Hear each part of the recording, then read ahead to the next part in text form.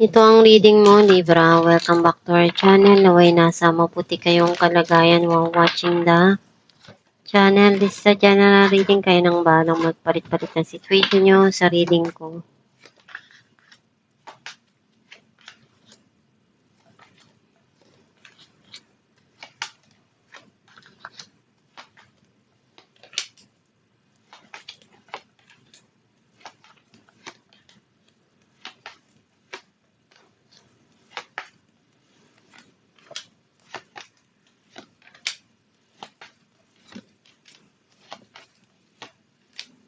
At the bottom of the deck, the High Priestess. I feel like ang nasa-sense ko na energy mo, you need to listen to your intuition o inner self.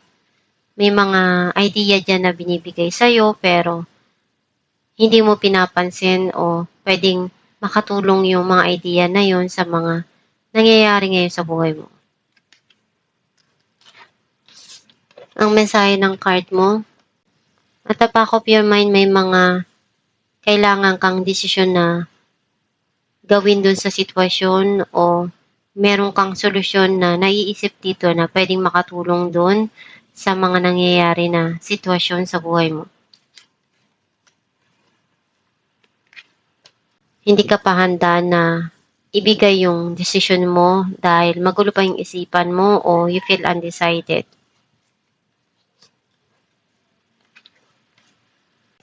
You learned a lot from the past situation and marami kang natutunan at aral na nakuha doon. May darating dito na malaking pagbabago sa buhay mo o dun sa sitwasyon. Gusto mong makaipon para ma-secure mo yung kinabukasan mo at ng mga mahal mo sa buhay. Some of you, hindi mo pa rin makalimutan yung mga pinagdaanan mo sa nakaraan. Nagkaroon na ng end of cycle yung mga nangyari sa past at ngayon may darating dito na new cycle sa buhay mo. Andun yung peace of mind and harmony. May mga nangyari sa nakaraan na kaguluhan o hindi magandang sitwasyon. And you're thinking about to fix kung ano yung kaya mo pang may ayos dun sa sitwasyon. Natuto ka ng tumayo sa sarili mong paa at masaya ka naman sa mga na-achieve mong goal o kung ano yung meron ngayon sa buhay mo. May mga pangarap ka pa na gusto mong ma-achieve pero alam mo na hindi ganun kadali na makukuha mo lang yung mga pangarap na yun. Kailangan din ng hard work at pagtsatsaga para maabot mo yung goal mo.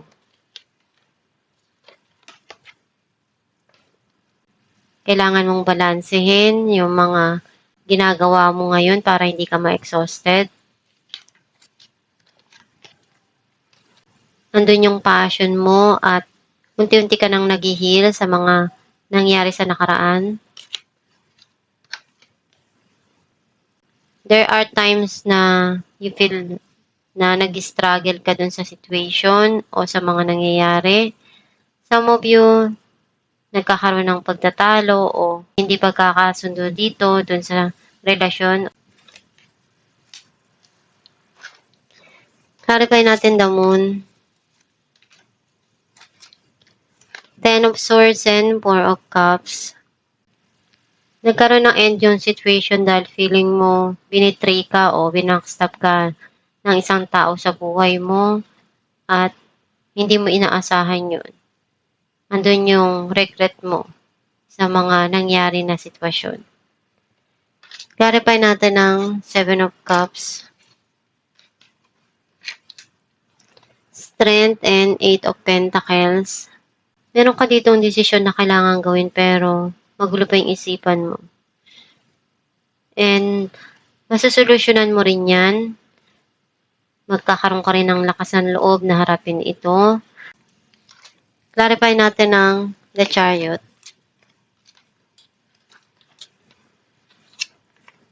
Page of Pentacles and Nine of Cups. May darating dito na matagal mo nang hinihiling. Clarify natin ang death.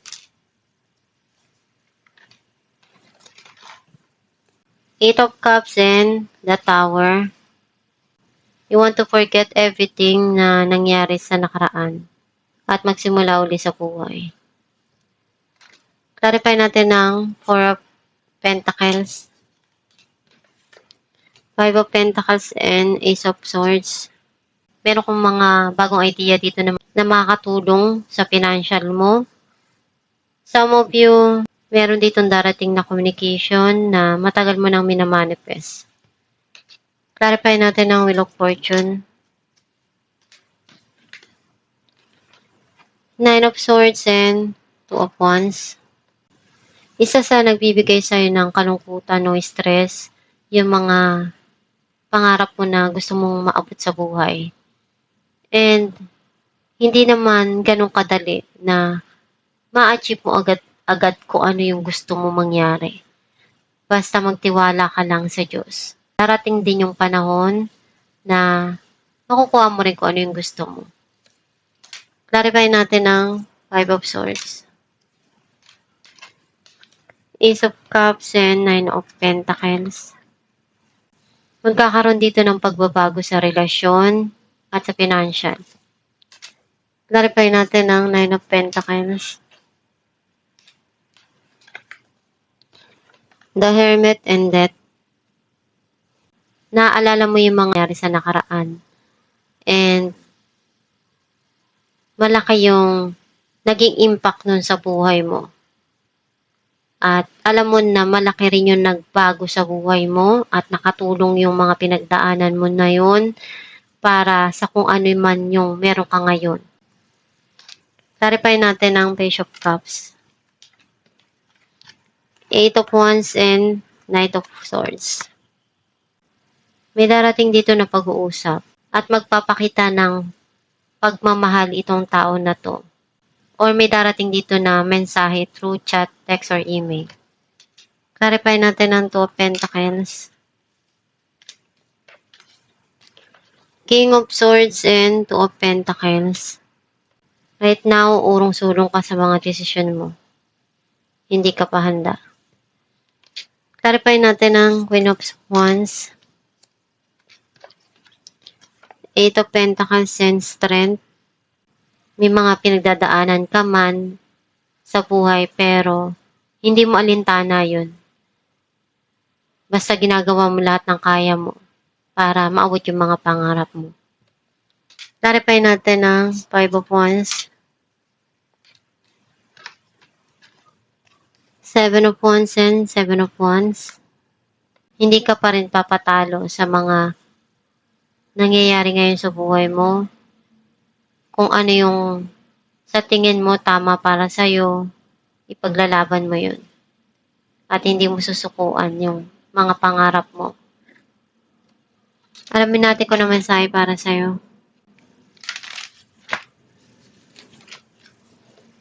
Blessing in disguise. What appears to be a problem is actually part of your answered prayer. You will understand the reasons behind your present situation as everything resolves. Trust in heaven's protection and infinite wisdom to answer your prayer in the best way. Ang mensahe para sa'yo na kahit ano yung dumating sa buhay mo, whether it is a problem or not, pareho lang yan. Blessing pa rin yun.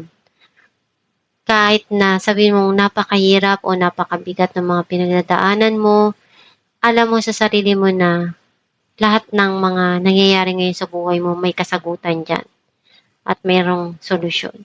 Ikaw lang din yung makakagawa ng paraan. At kapag nalagpasan mo yan, dun mo maiisip na blessing pala yung problema na yon na binigay sa buhay ko. Dahil dun sa mga pinagdaanan ko, naging matatag ako at naging inspirasyon ko yun para harapin yung mga pagsubok na dumarating sa buhay ko. At magpatuloy at gawin ko ano yung kaya ko para doon sa mga sitwasyon na dumarating sa buhay ko. Basta magpakatatag ka lang at magdasal ka lang palagi. Andyan ang Diyos Ama para gabayan ka. Huwag mong susukuan at huwag kang hihinto. Laban lang. Maging matapang ka na gawin lahat kung ano yung kaya mo at magtiwala sa kakayahan. At itong yung reading libra, kung nakaresonate ka, kindly comment down below. Thank you for watching. Guys, meron po tayong binibenta na Aram Herbal Oil na makakatulong sa sumasakit na ugat o kumakati na varicose vein sa kamay man o sa paa. Ipahid sa gabi bago matulog at i-massage. And nakakatulong din siya na mag-fade ang iyong varicose vein. Ipahid 2 times a day at i-massage araw-araw. Gawin mo ito araw-araw para mag-fade yung varicose mo. Kapag masakit yung kamay mo, pwede mo rin siyang ipahid sa gabi at i-massage mo para pagising mo sa umaga, marirelief na yung pain na naramdaman mo. Pwede kayong umorder sa Shopee or sa Facebook. Meron po tayo dong page na Star Shines. I-message nyo lang yon or mag-check out kayo sa Shopee.